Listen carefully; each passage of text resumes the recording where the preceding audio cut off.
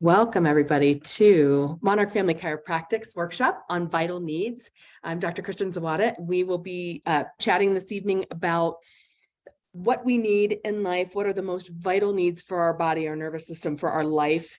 And we've done this one a few times before. We're going to throw in a few different things, but this is a topic that is different and not, I guess I'd say, nearly as heady or content intensive as the last few weeks have been.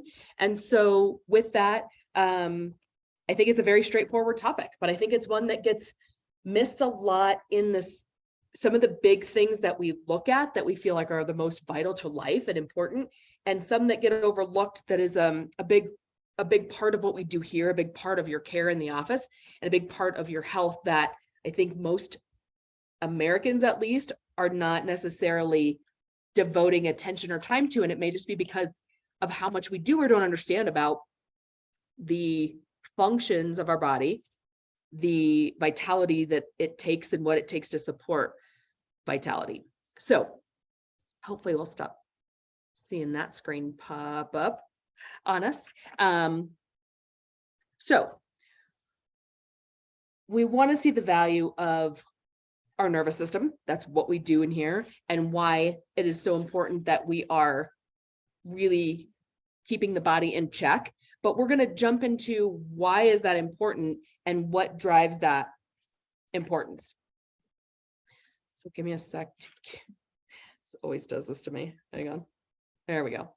To look at things kind of a triangle. And this is, pyramid, like when we look at things in 20 years ago, we recognized this for like a food pyramid. And it's a similar concept. It's just really looking at what is the most important for our health, and how do we categorize those vital needs. And this may be something that's not too brand new to a lot of you on the call, because if you've been doing your progress evaluations along the way, we ask you this question in a different way. And it's about incorporating what we feel is the most important to address, and what we find we address more, but maybe don't get as much of a result from because of how we address it. And what does that mean? Why it may, hopefully this answers why you may not get a result when you address some of these more importantly than others. So when we're going to list some needs here, we're going to categorize which ones they are. And I'm just going to pop all 4 of them up, and we're going to start talking about which of these needs listed on the slide, if eliminated from your life, would take the longest to end your life. So we're remembering they're all vital. So there's none of these that are not important. It's just a matter of what has higher importance. So caring for some, I guess I would say, maybe produce a faster negative versus a positive effect to our body. So let's just use the example starting with food, right? In a sense, at the bottom of the chain there. How long would you live if you completely eliminated food? So for those of you joining us via Zoom, we love that you're all here, but we have a lot of us are here in the office too. So you may hear some chiming in, you may not be able to hear it, and I'll just try to reiterate what everybody's saying here. Since I can't listen, I can't pull your volume in until we unplug things at the end. You could chime in at that point. But with all of us sitting here, where do you feel like you could go for a length of time without food? I'm going to say 2 weeks. Okay, we got 2 weeks as a good consensus.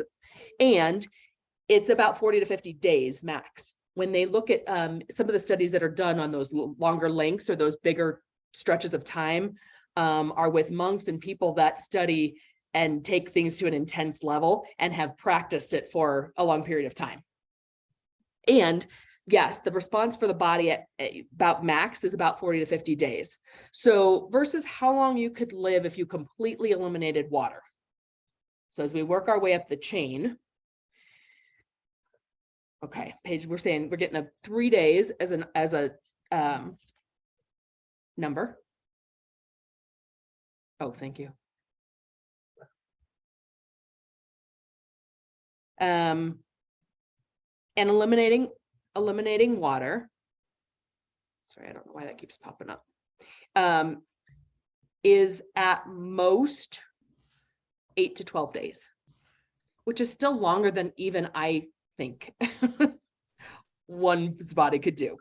When I think about that, and just how long and how much water we need to drink a day just for our body to really optimally function. If we don't exercise, we don't add any extra extraneous, sweating, and in addition to what we just do in our day-to-day. So 8 to 12 days. Therefore, water's clearly a vital need. It's clearly more important for life than actually nourishment or food, or what our body can sustain without it. So a more vital need. Now, I think when we think about what it would be like if someone, when we learn, say, CPR, whether you're certified or not, or if someone's ever had to see CPR, learn it, take a class, what about for oxygen flow?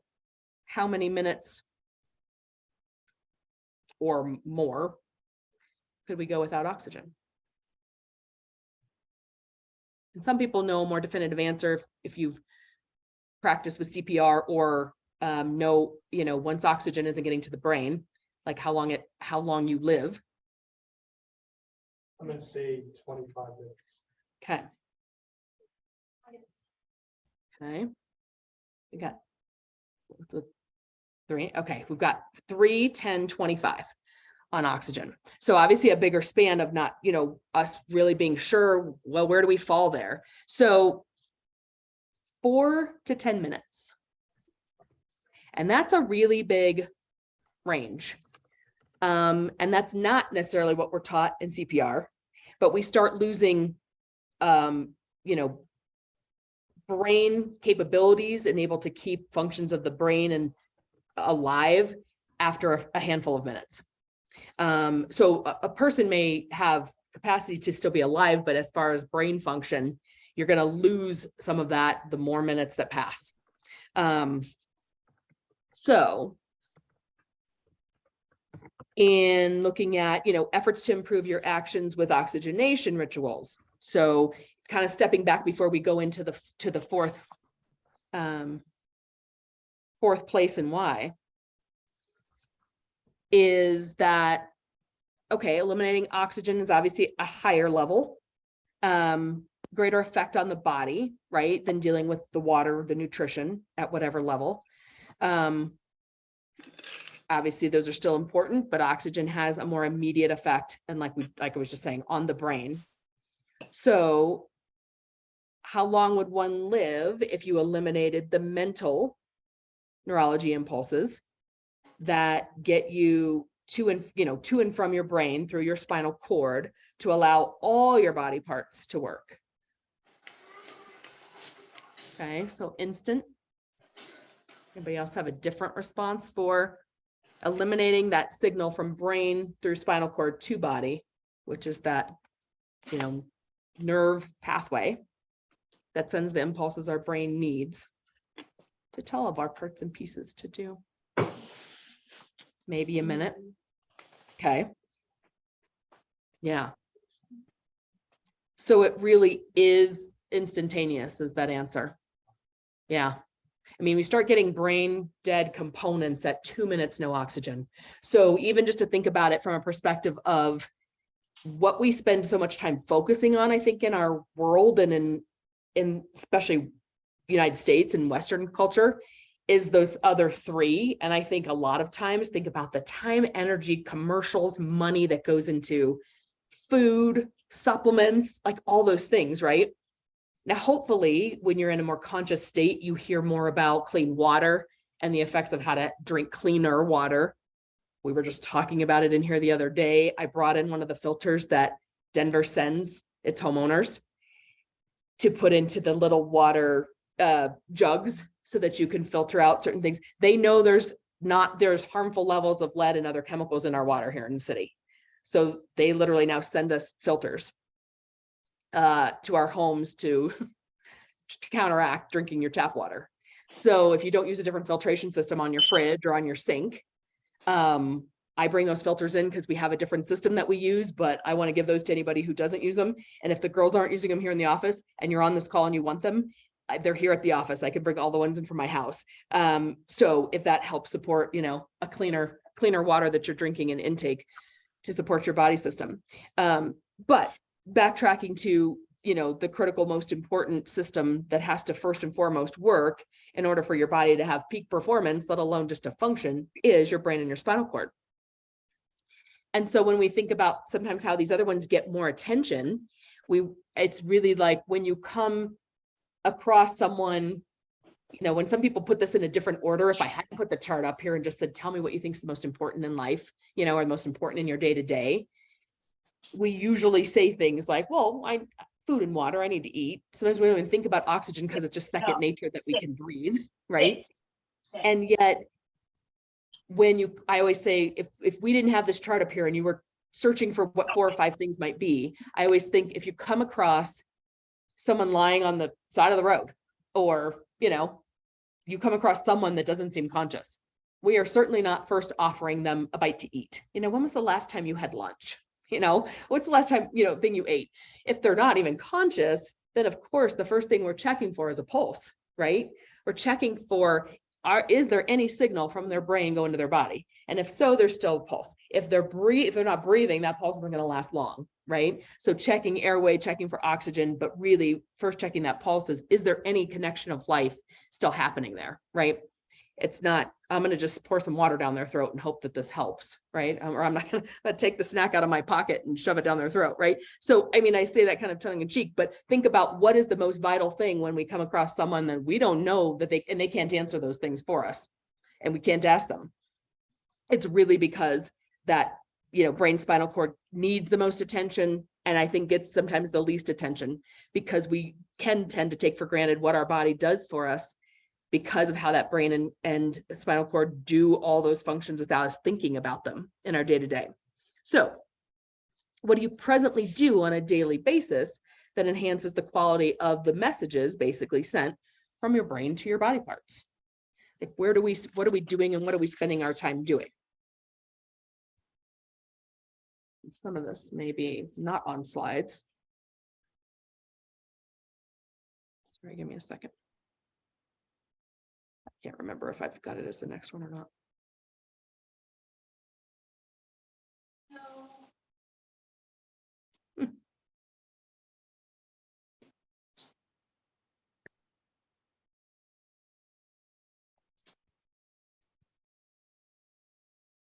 Yeah, I might be missing a slide.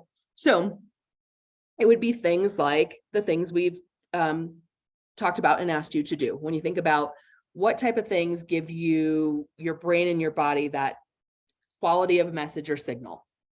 We talk about the nervous system and how we want to keep that clear. Do we continually check things that affect that signal, like our posture? We get real comfortable talking about our need for food, water, oxygen, right? How much of it are we getting? Are we breathing clean air? We filtrate our systems. We have filters in our houses. We have filters in our office. We have filters in our cars. Since COVID, everybody's updated their filters everywhere, right? And what are we doing to check our system before even adding those things in or doing those things? Because we do live in a world where people are more obsessed with not necessarily dealing with the life things if one feels okay. And we talk about this in lots of different workshops, but it's the concept of, if we feel good, we must be healthy. And that is absolutely false. And if we feel bad, we must be sick. And that's not necessarily, that's not a direct correlation. That's not really how the body works and how the nervous system works. So feeling okay just means there's not enough stress on certain systems to maybe be creating a pain signal, to be creating a disconnect there, or for you to notice that.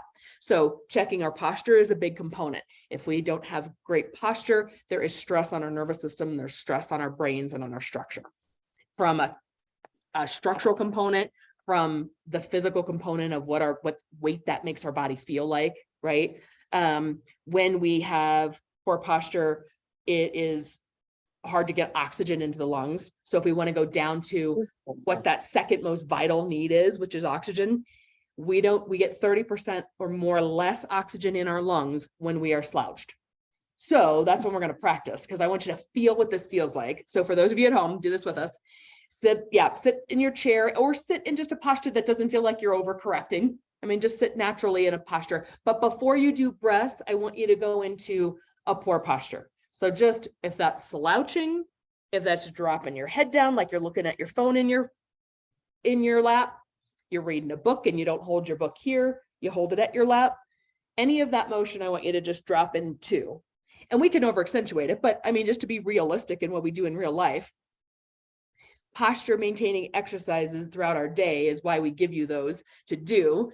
It's not for our health. It's not because we want to give you just more things to add to your busy day. It's to support getting oxygen into your body, to all your tissues, cells, lungs, muscles, organ systems, and most importantly, the brain, right?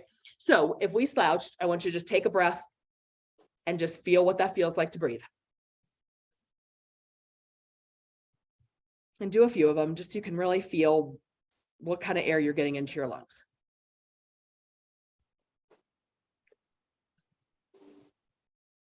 Now we're going to sit in a better posture. And it doesn't mean, because we all don't sit perfect every day, but I would just say sit back in your chair. And if you had your legs crossed, uncross them. Or if your legs weren't crossed, tuck your feet more at the base of your chair versus kicked out in front of you. And if nothing else, just look straight forward. And we don't have to overcorrect our posture. Even if you're looking straight forward, just think about dropping your shoulders down. Not necessarily back, just down. And now take that same breath.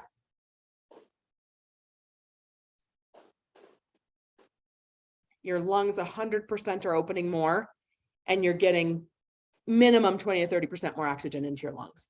Just shifting how we're sitting.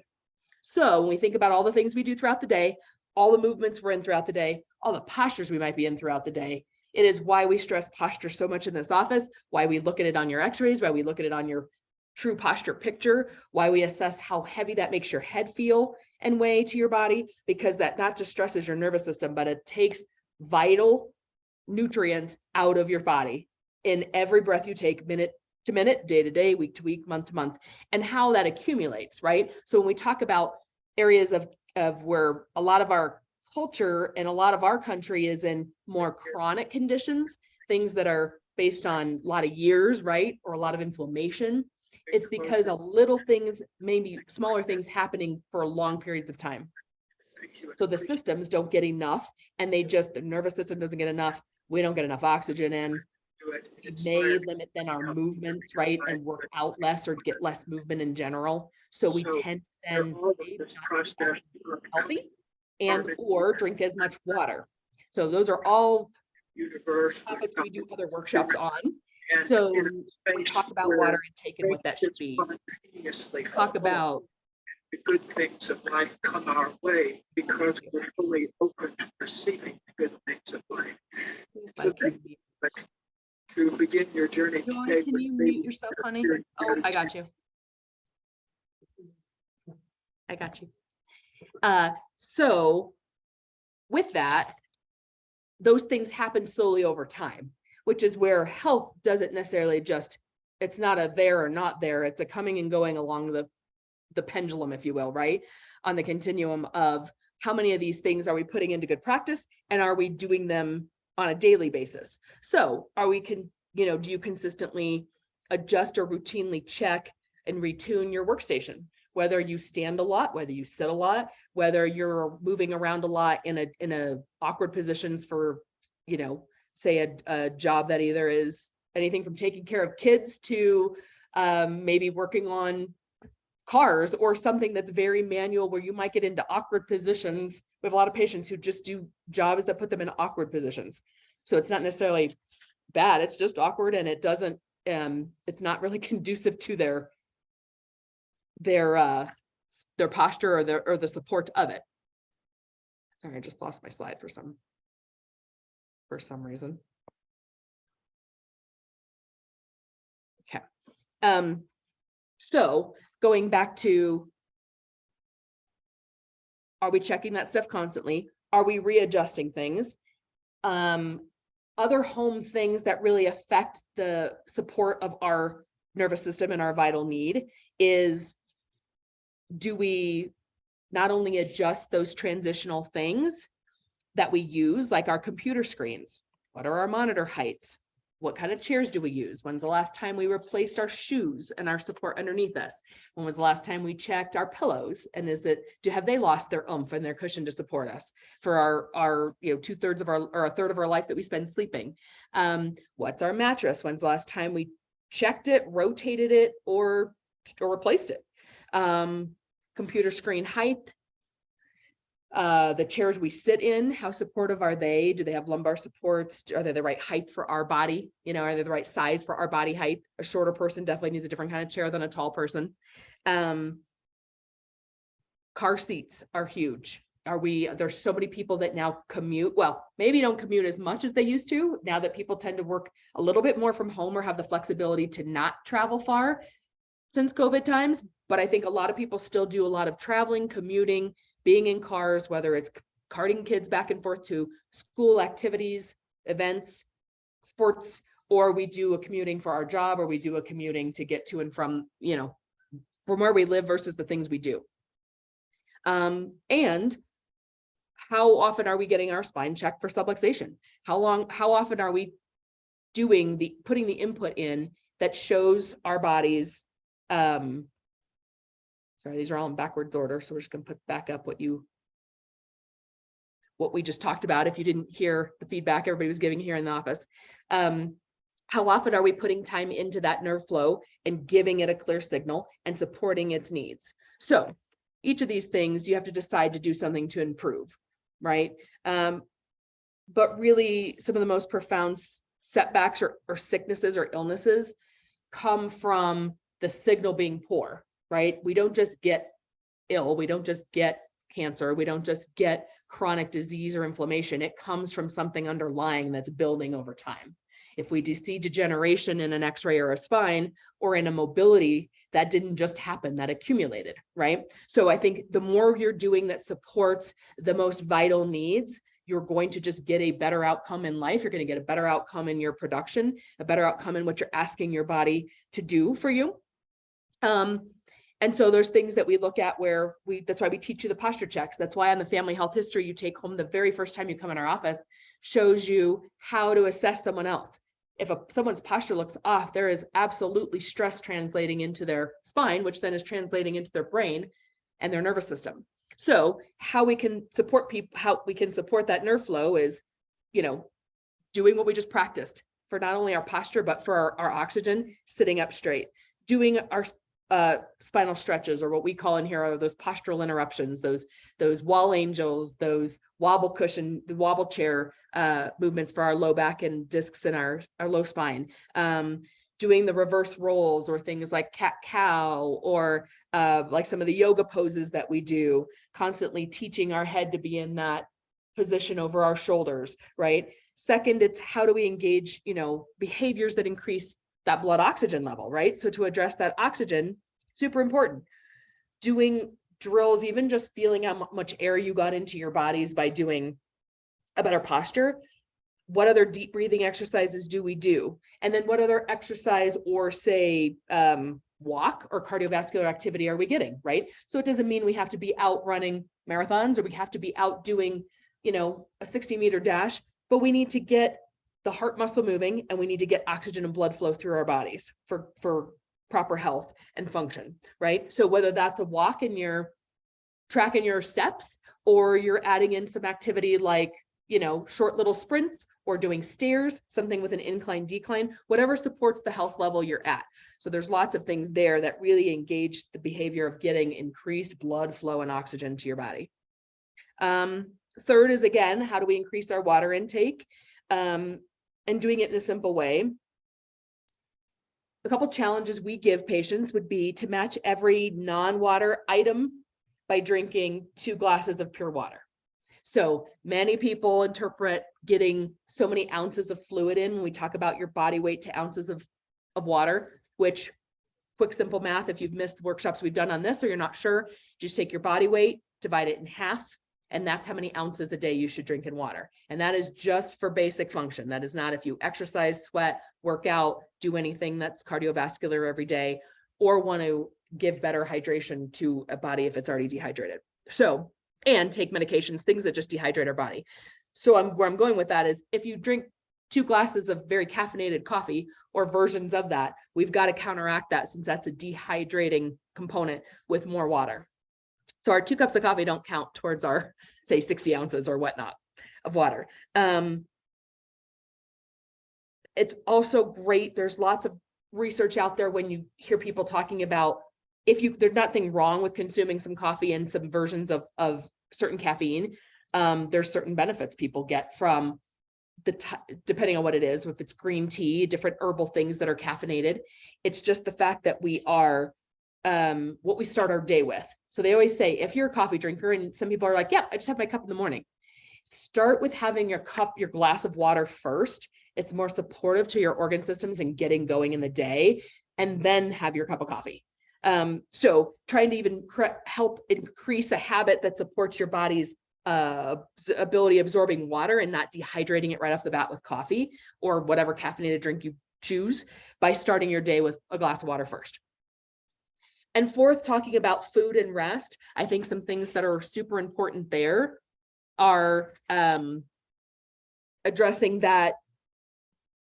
I guess it's got to be a habit. Whatever you're doing, you're deciding to do, that you could create a habit, that it's not necessarily something so drastic that it's such a short-lived thing or an unattainable goal, right? So addressing food, how we address clean food. We have workshops coming up on nutrition in different ways, in which doctors did one on reading labels and food, and how to, add in some good things that you may not think of to add into your routine. So deciding what you plan to improve about your rest or your food habits is just a great place to start, because I feel like many times people go extreme and just bite off more than they can chew. So there's lots of workshops we do addressing actual food nutrition components. We're going to do one next week that is going to be more on detoxing and cleansing, because many people try to add things in and don't see change. And it's because their body has a level that it needs to rid of first before it has to clean out, if you will.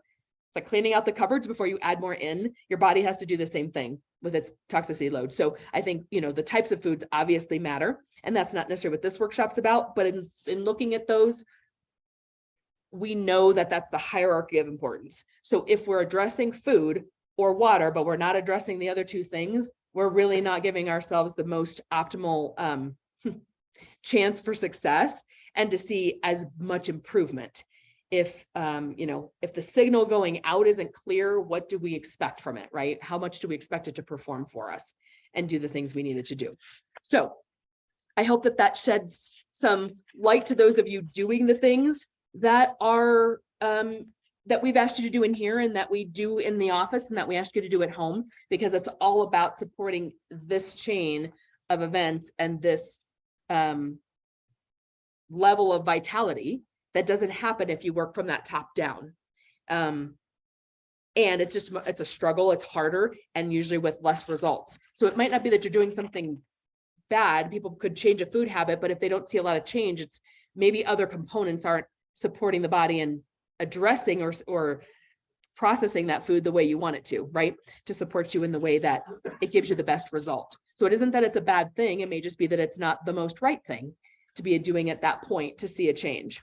So I think what we want to challenge you to is that when you've seen how important it is and the kind of changes that happen for you when you support your nervous system, is that why wouldn't everyone get checked?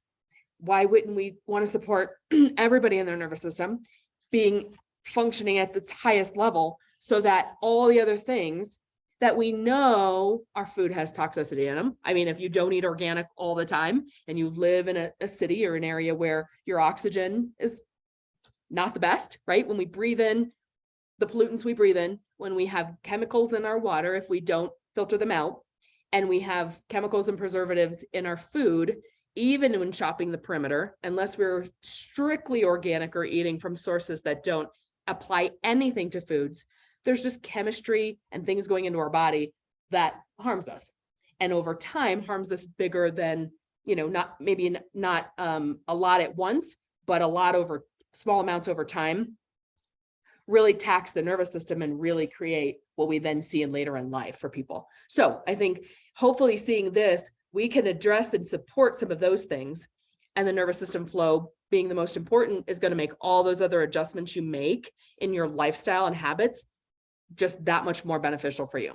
So hopefully a lot of you took advantage of sending people in when we did our February Share the Love month, and everybody was able to come in on that 14-day benefit, which was having that exam and consult on us and really get checked and see if their nervous system needed support.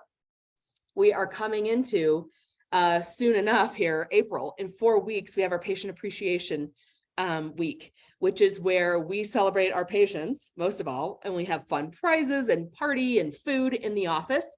One of the days or 2 of the days usually of the week, but throughout that whole week of April 3rd through the 6th. Now, I think the calendar's fuzzy behind me there. Is when our patient appreciation week is happening, which means if there's anybody in your thoughts on your radar that you would want to get checked, they get to come in and do that entire first visit on us. And so that's the time that the visits soon by next week will be posted. The times and days that there's times available for those appointments will be there. And when they fill up and when they're gone, they're gone. And we're going to try to support as many people as we can in that week to get checked on us and just see if there's something we can do to support their vitality and nervous system. So keep that on the radar. If you didn't know that it was coming up, it is 4 weeks from now. And we look forward to seeing you in the office. I'm going to unplug, so hopefully then I can hear you. If you have any questions or takeaways you want to share, I will try to do my best to open it up to y'all if if I can figure it out. It may or may not do that for me that way. But I'm going to sign off on the recording. Thank you for joining us on this Tuesday evening for vitality in our nervous system and ways to support our vital needs. We will see you next Tuesday at 5:45.